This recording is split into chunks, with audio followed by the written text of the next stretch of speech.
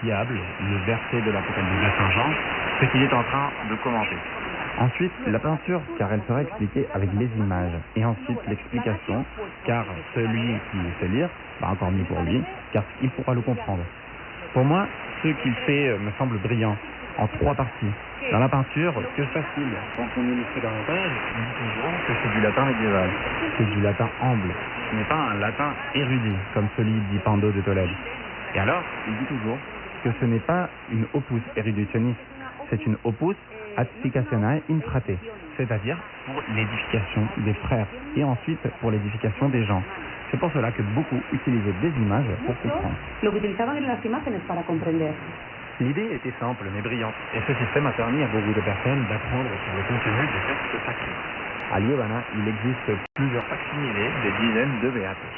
Malgré qu'ils ne sont pas authentiques, ce sont des copies très précises, des originaux, et leur prix peut arriver jusqu'aux 40 000 € par exemplaire. Ils sont réalisés avec des matériels de l'époque et suivant les techniques disponibles il y a presque 1000 ans. Des œuvres d'art que vous pourrez visiter à la tour de Potes, dans ce beau village de la vallée de Liébana. Cependant, il y a une pièce originale parmi tous ces derniers, une page du 5e volume de l'Apocalypse. Esta es la pieza más antigua que se conserva, que es una única página que corresponde al quinto sello del Apocalipsis. Sí, porque él explica. Celle-ci est la pièce la plus ancienne conservée, qui est une seule page correspondant au 5e sceau de l'Apocalypse, car il explique l'Apocalypse. Les 4 premiers sceaux sont les 4 cavaliers de l'Apocalypse et le 5e est les âmes des martyrs devant l'autel de Dieu, et ainsi de suite. Eh bien, celui-ci s'appelle le Béat de Siluenia, car il a été trouvé à Siluenia, et de Siluenia, il est allé à Silos, dans le monastère qui se trouve là-bas.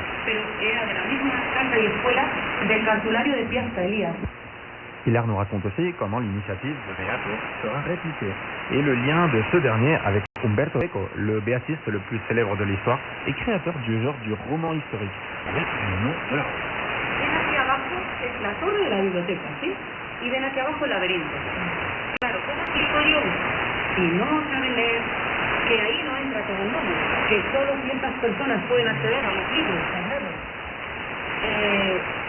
D'autant plus, Hilaire nous racontait ici l'anecdote des vols des images. Y esto da pie al mayor beatista que ha dado Europa, que se llamaba Umberto Eco. Et c'est ce que beaucoup de ces livres n'ont pas toutes ces pages, car certaines ont été volées au cours de l'histoire. Hilaire Romet raconte que les voleurs, ne savant pas lire ni écrire, voulaient des images dans les livres pour les revendre plus tard.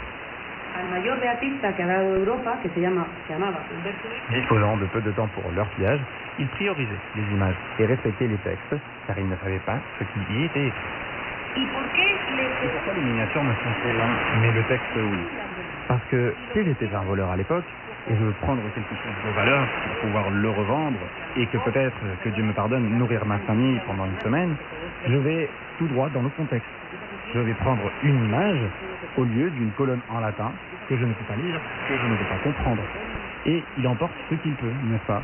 Alors, comment il ne savait pas lire non plus, pourquoi voudrait-il des textes? Ils vont prendre seulement les images.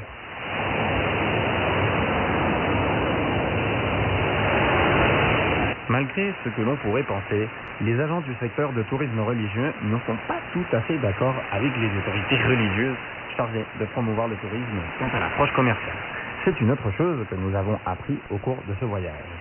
Moi-même, j'ai été surpris de voir à quel point les deux visions